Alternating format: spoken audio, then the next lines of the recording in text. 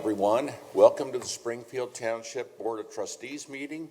It's December 10th, 2024, about 5:30 p.m. Mr. Burning, may we please have the roll call? Yes, Ms. Braun? Present. Mr. Burning? Present. Mr. Hanalong? Present. All the trustees are present. And would everyone now please stand and join us in the Pledge of Allegiance? And I know that we have Donald Novotny here, as a Boy Scout. Would you please lead us in the Pledge of Allegiance? Yes, I will. I pledge allegiance to the flag of the United States of America and to the republic for which it stands, one nation, under God, indivisible, with liberty and justice for all. Thank you. Okay.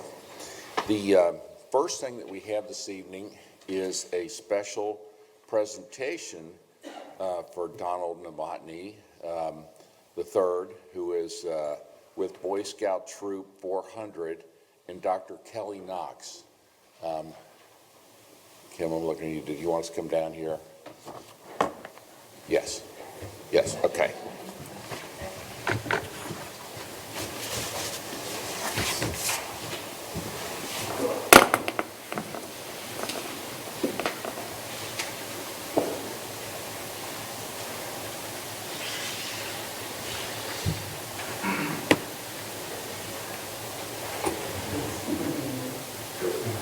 This is fine. Okay, and would you please both come up? So this evening we have a special presentation to, as I said, Donald Novotny. Springfield Township thanks you for your work at Spring Grove Cemetery while in pursuit of your Eagle Scout badge. Beach Grove Cemetery. What did I say? Beach Grove Cemetery. I'm sorry. Okay. Donald installed flag holders at veterans' headstones throughout the entire cemetery. He secured the materials and helped to complete the project, and we're proud to say that he did achieve his Eagle Scout status with this project. Thank you very much, Donald. We appreciate all you've done for the cemetery.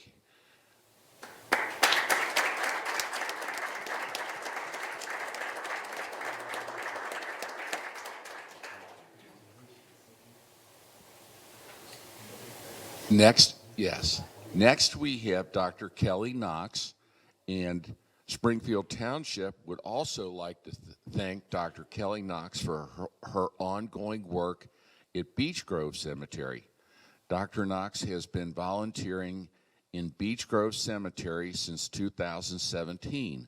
She has led volunteer groups through the restoration of headstones, the recognition of veterans' graves, and beautification of the grounds. Dr. Knox has worked with Tom Merkel to build a robust information library of the people buried in Spring Grove Cemetery. Beach Grove, I'm sorry. I need new glasses. Dr. Knox is an Army veteran and retired from the Air Force. Dr. Knox, thank you very much on behalf of Springfield Township.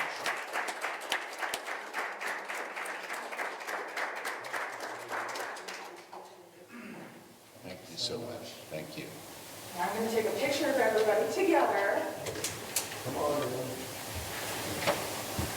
3, 2, 1. Wonderful. Thank you so much.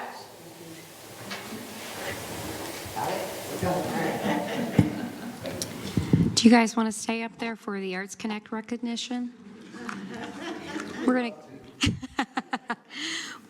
to go ahead and call up Rob Roach.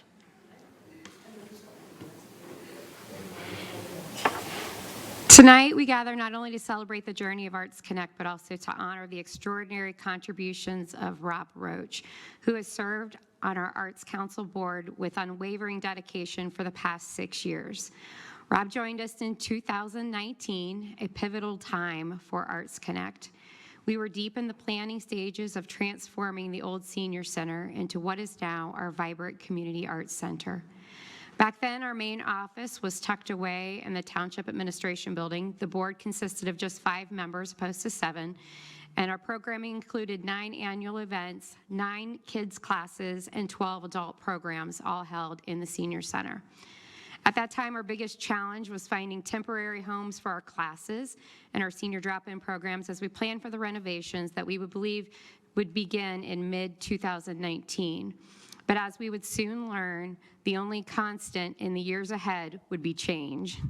From 2019 to 2024, Rob proved to be a guiding light through this era of transformation. He played a key role in shaping Arts Connect's brand strategy and serving as both an advocate and a partner in grant reviews.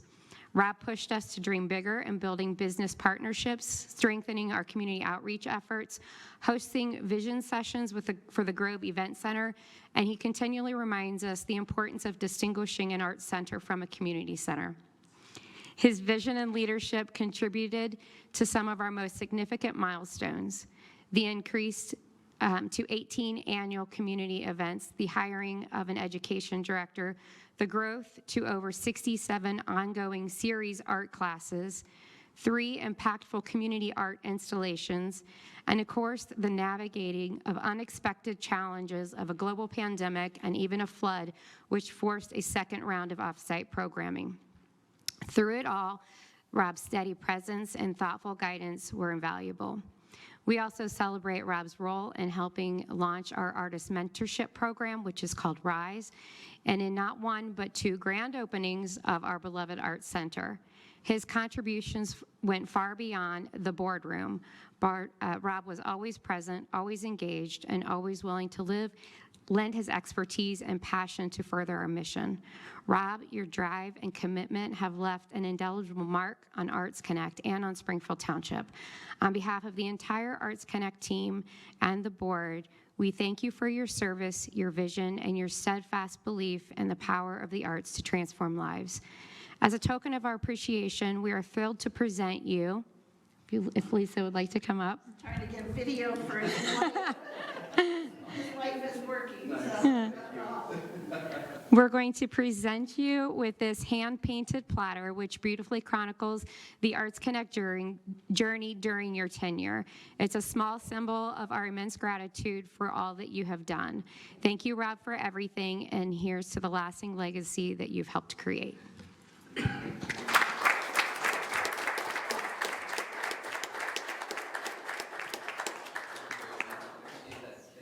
Let's get a picture. Let's add Malik, because he's part of the board also. I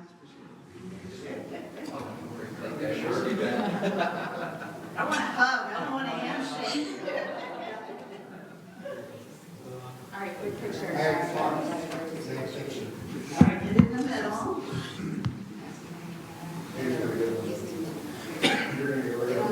Wherever you want me.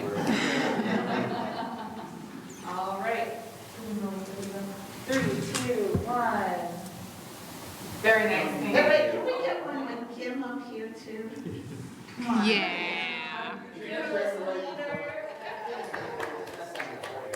Thank you. 3, 2, 1. Thank you very much.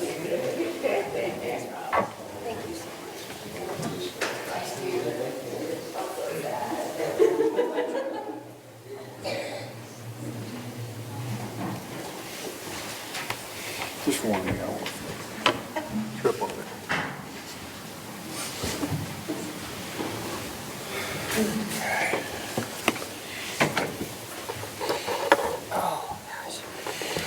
Okay, moving on with our agenda this evening, the next thing we have is approval of minutes from a special meeting, a zoning public hearing on November 11th, 2024, our regular session on November 12th, 2024, and a regular work session on November 26th, 2024. Do we have a motion? So moved. Seconded? All those in favor? Aye. Motion carries. Next this evening, we have our fiscal officer's report. Mr. Burning, could you give us a financial report for the township? Yes, Mr. Honolaw. For the month ending November 30th, 2024, the township expenditures were $3,196,470.53. The receipts were $594,831.76. The ending cash balance of $27,128,585.11 includes obligations for expenditures, payroll, regular operating costs, ongoing capital improvement projects, and investments. What I request from the board is a motion to approve the receipts, warrants, payroll expenditures, updated and current revenue and reports for the period ending November 30th, 2024. Do I have a motion for that? So moved. Seconded. All those in favor? Aye. Thank you, and I just want everyone to know that our financial reports are available here at the administration building during regular business hours or on our website 24/7. Thank you, Mr. Honolaw. Thank you, Mr. Burning. Next on to developmental action and discussion items. Mr. Gilbert, do we have the administrator's report? Yes, thank you, Mr. Hernalaw. The first action item I have is regarding personnel policy number 301. It's an update relative to vacation benefits for township employees. As the board is aware, during our contract negotiations with the police department and the FOP, a topic came up in terms of changing the allotment of vacation time for individuals from 8 years to 5 years in terms of when they earn their extra week of vacation from their initial start date. So what essentially that means is that the way the policy currently reads is that you have to work 8 years in terms of service with the township before you reach 3 weeks of allotted vacation time. And during the contract negotiations, I think the police department or the FOP expressed the desire to, just purely from a recruitment standpoint and a retention aspect, to more common in the market, that we could switch from earning your third week of vacation at 8 years and move it to 5 years.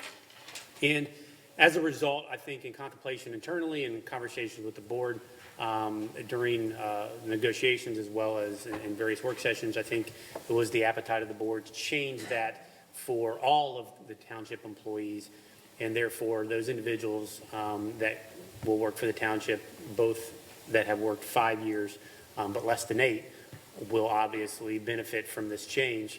The vast majority of our staff at this point in time, especially in police and fire, have been here for less than 5 years. So I think this change will serve its purpose of retention and recruitment to those various departments, and we felt like those part of the sections of what we refer to as CBAs or collective bargaining agreements with the IAFF as well as the FOP that tend to follow township-wide policies. So if we change it in the CBA, we felt like it was necessary and prudent to change it in the township personnel policy as well. And so I don't think it's going to affect a tremendous amount of employees currently, but it will for those new hires that we've experienced in police and fire. So I guess what I'm asking for, a long way of saying, is a motion to authorize the change in policy 301 regarding vacation benefits to change the accrual of 3 weeks at 5 years of service rather than 8. Do we have a motion? So moved. Seconded. All those in favor? Aye. Motion carries. Thank you. And next on the agenda is the subrecipient agreement with Hamilton County relative to our 3-year cycle of community development block grant.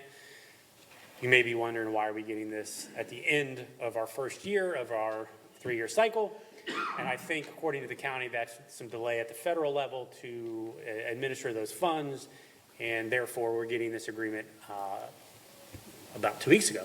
So with that, I would ask a motion to authorize the township administrator to execute that agreement with the county regarding our community development block grant allotment.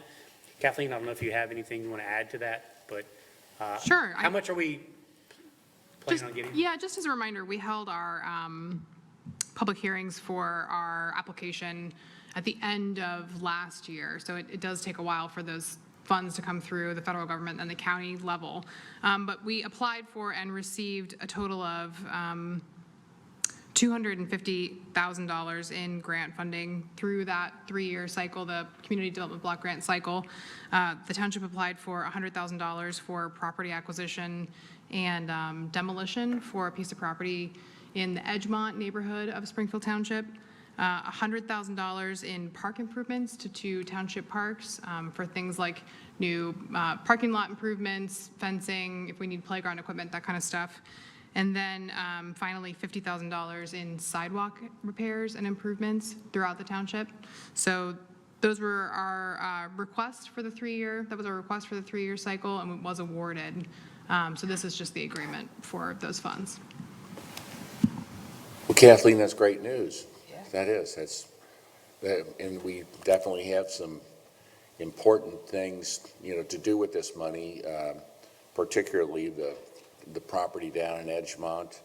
It's a brownfield, polluted area. We're trying to come up with enough money to secure with working with the city of Cincinnati and the port to secure that property, the ownership, so we can hopefully get some brownfield funds from the state of Ohio to clean that up for the people in Edgemont.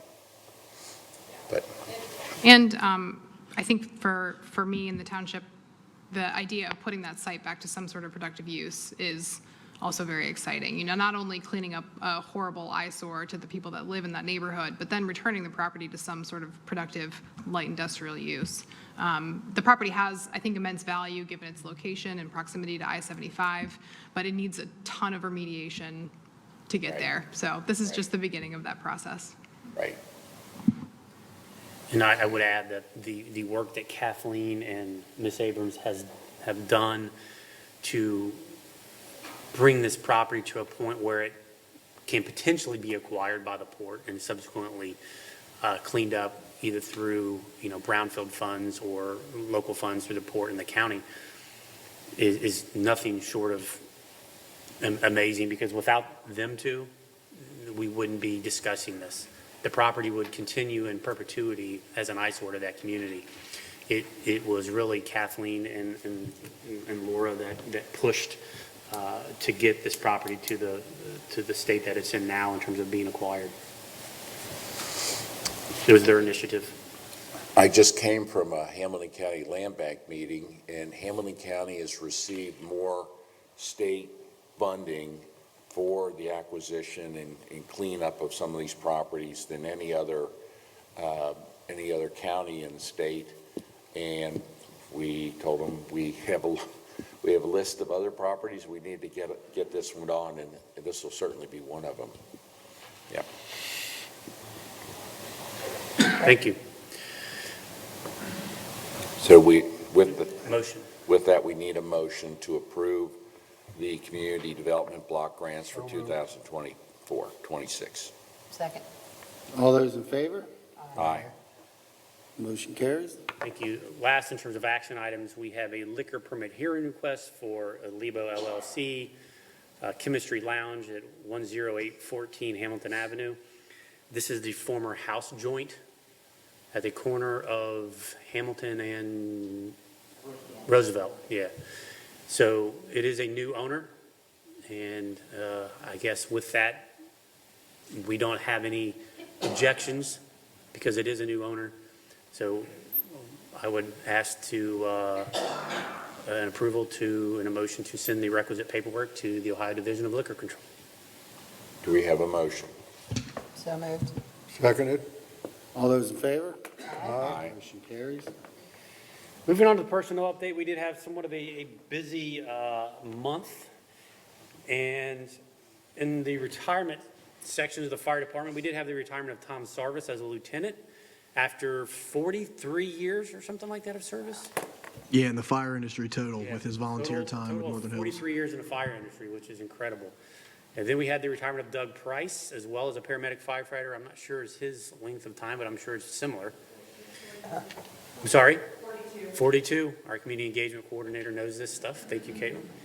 And then lastly, another long-term employee of Marilyn Goyne retiring as a paramedic firefighter with a very long tenure of service as well. And I think you're going to be seeing this over the next several years as everyone who started with our department back in '95 is sort of aging out at the same time, and so we're going to have a wave of retirements in the next few years of all those individuals that started with us, some 30 years ago. So it's good and bad. You're losing a lot of institutional knowledge, but it's good that you're bringing in a lot of new faces and fresh perspective in an industry that has evolved over the past 30 years. So I wish them the best of luck, and I'm looking forward to the new hires, which we have here, and we have some promotions in the fire department, where we have the promotion of Alex Bath from a part-time to full-time, the promotion of Lucas Brown as a medic firefighter as well, and promotion of Nicholas Tully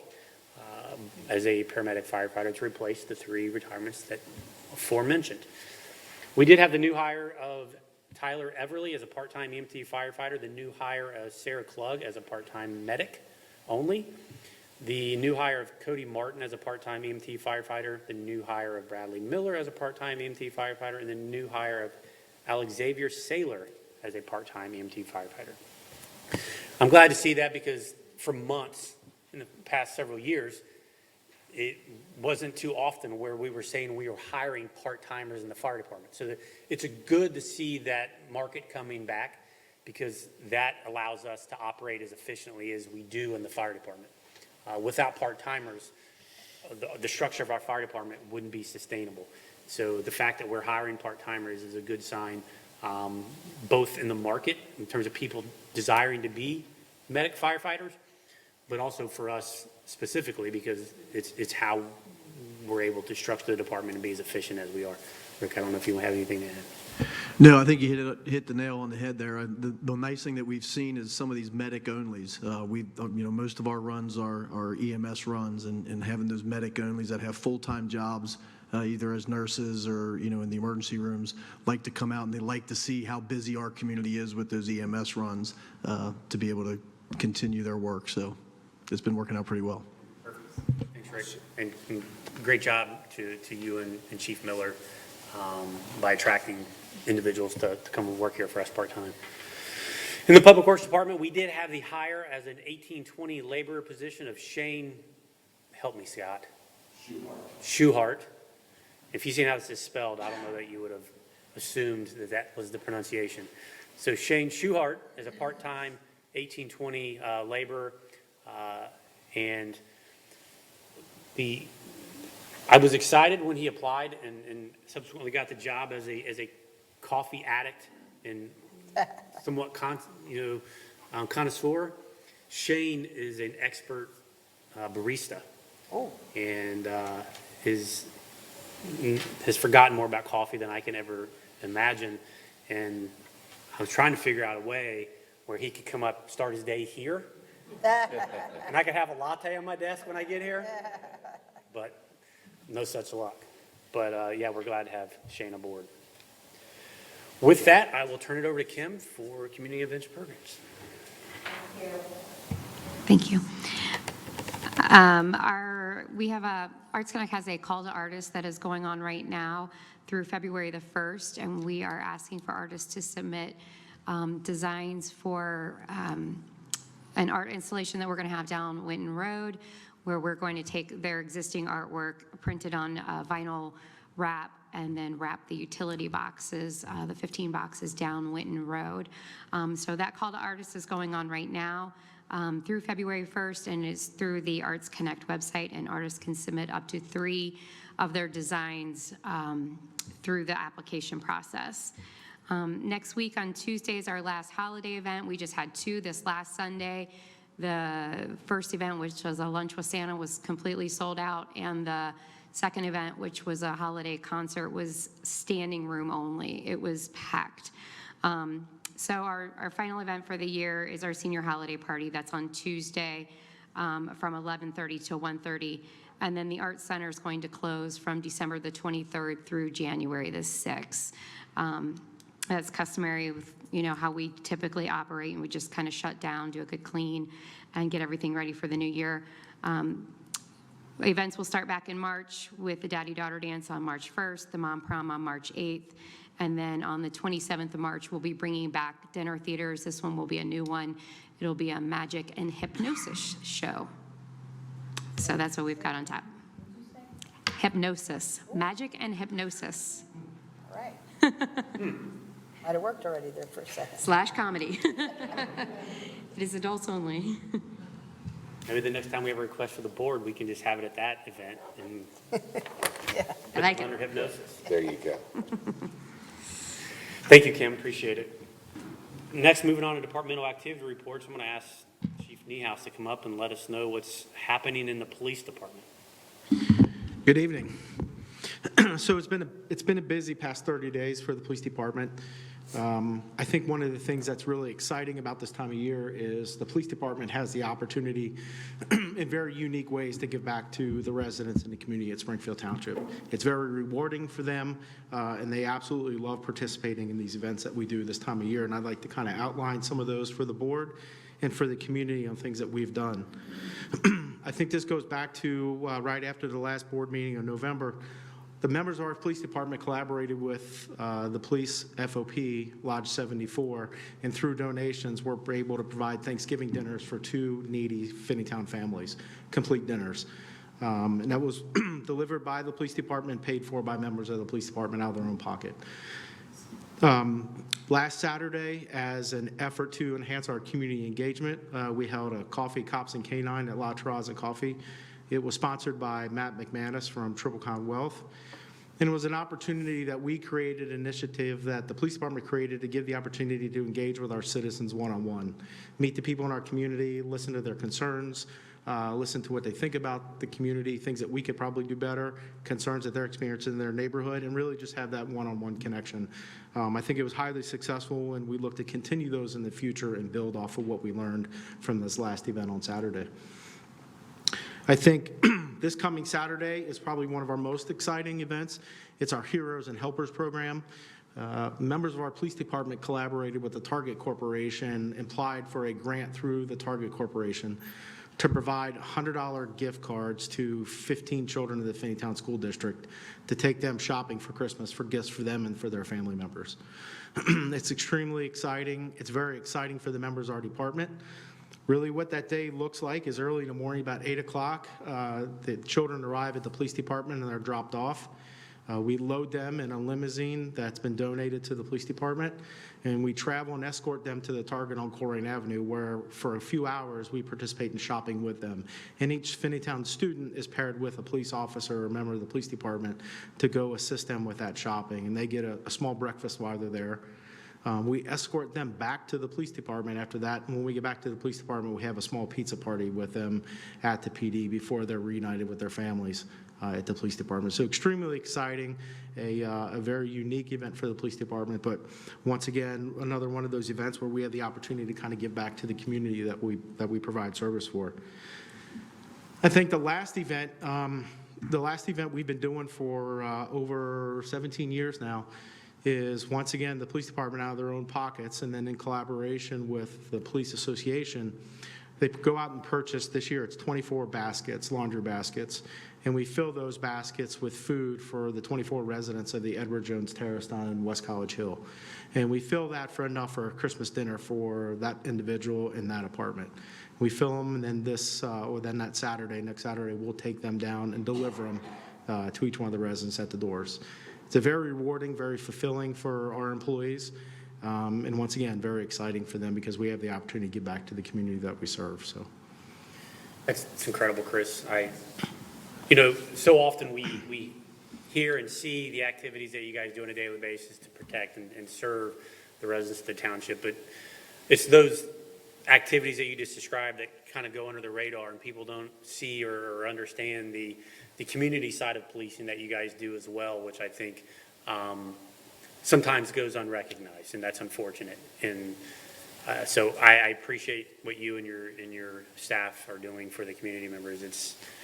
It's encouraging that we have people that work for this organization that feel that strongly toward this community to help them in that way. So thank you. Well, thank you. I appreciate that. I think just adding that, I think, and Chris will attest, the experiences shopping with those kids, you really get touched because most of the time those kids, they want to spend that money on their families. You know, they want to buy it for their brothers and their moms and their dads and their sisters. So it's pretty cool to see that be part of that. Yeah, that's incredible. Well, thank you, guys. Yeah, thanks. Thank you, Chief. Next, Director Bly, I don't know if you want to, I know Chief Miller Yeah, is out of town. Chief's not here, but he did have some words that he kind of wanted to take the time to kind of relay. With the winter months and the holiday months upon us, it becomes very busy for the fire department, really when it comes in regards to fire runs. Just in November, they responded to 82 fire runs. With these winter months coming up, he thought it'd be a good idea just to kind of remind the residents when we have these structure fires and these home fires that, you know, of the houses, that it's a good time to make sure that all your smoke detectors are working order, that you have them on all levels of your house. If you got a Christmas tree up, make sure you're keeping them away from heat sources. You know, you don't want them near open candles and stuff like that. If you're using space heaters, keep them away from carpets and rugs. Fireplaces, it's always a good idea before or during the winter, if you're going to use them, to get those professionally cleaned or annually inspected. And then, of course, if you have the Christmas lights up, make sure you're buying Christmas lights from reputable people and make sure that they have all the electric codes that you need, and don't overload your outlets.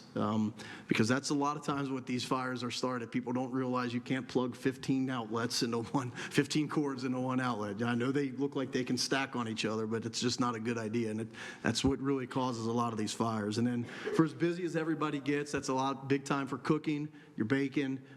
Just make sure you don't get distracted, that you're paying attention to what you're cooking and baking, because we have a lot of kitchen fires this time of year with stoves and ovens that are catching on fire. So, but they've been busy, and I think, you know, it's just a good reminder at this time of the year when everybody's getting together, especially in this cold weather, to kind of remember some of those safety tips moving forward. That's all he has. I've never plugged too many things into an outlet. Really? I've been in your office.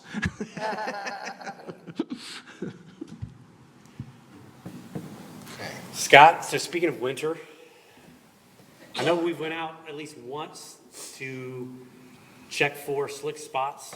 Yes, we've been out twice. We've been out twice. We went out twice. So one night we stayed over, the dusting come around 5 o'clock, and then last Saturday night, I believe it was. It never snows at noon on Wednesday. No, never.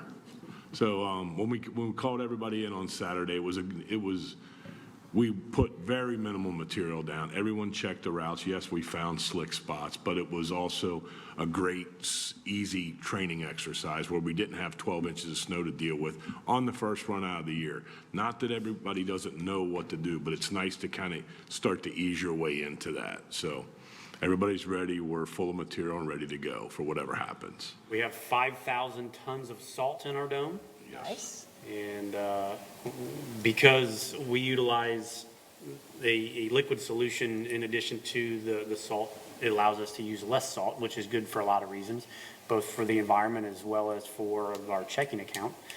And then additionally, I think it's important for people to realize in heavy snows, you may not realize that our guys have already been to your street and it snowed back over when they were just there, because we run 12 routes. We have 400 streets in the township. We run 12 routes, and it usually takes how long to plow and salt a route? We can salt a route in 2.5 hours. If we get into plowing, that's a completely different scenario. You're probably looking at 5 to 6 hours. Per route. Per route, yeah, that's correct. So if it's a heavy snow coming down quickly, they could have been by your house, and it could have snowed back over before they get back to you again. And sometimes they have to go back twice. So it's not uncommon for our guys to be on the route for 10 or 12 hours. Yep. So just be patient with them. They're out there, but they will get to you once, if not twice. So thanks, Scott. Appreciate it. Thank you. With that, that concludes departmental activity reports. So unless there are any questions of the board, I'll turn it over to resolutions. Okay. This evening, we have a number of resolutions. The first one is resolution number 108, 2024, resolution repealing resolution number 21, 2017, prohibiting cultivators, possessors, and retail dispensaries of medical marijuana from locating in Springfield Township pursuant to Revised Code 3796. Do we have a motion? So moved. Seconded. Ms. Braun? Aye. Mr. Burning? Aye. Mr. Honlaw? Aye. Resolution carries.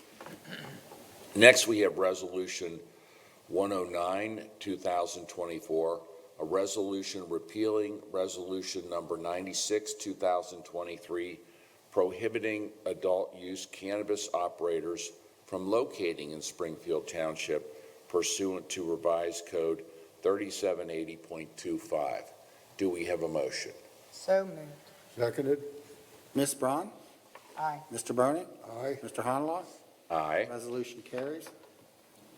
Next, we have Resolution Number 110, 2024, which is a resolution extending the moratorium established in Resolution Number 69, 2024, on the issuance of any zoning certificates for certain group homes in which unrelated individuals reside. Do we have a motion? So moved. Seconded. Ms. Braun? Aye. Mr. Burning? Aye. Mr. Honlaw? Aye. Resolution carries.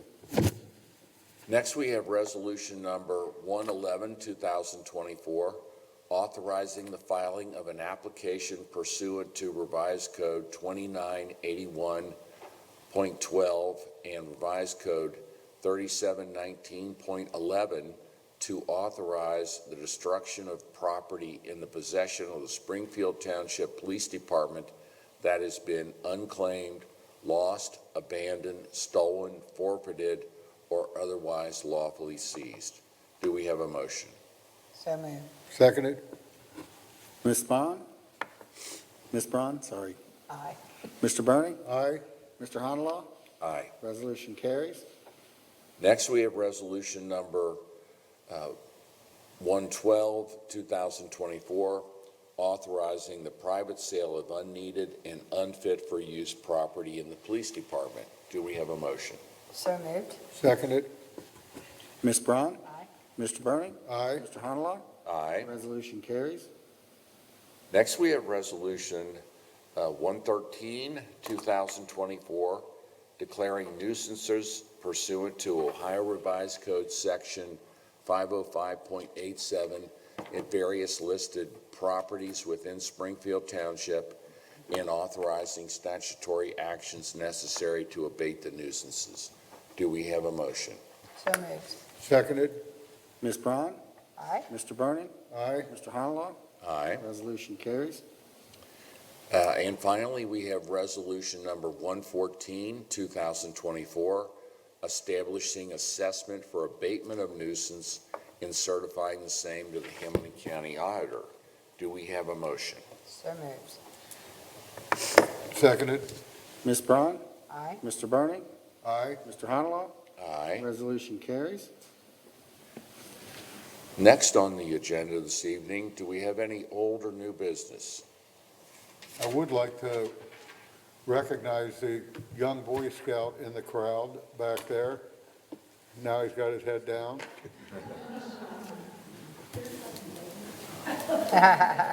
Can I ask you a question? Are you eventually trying to become an Eagle Scout?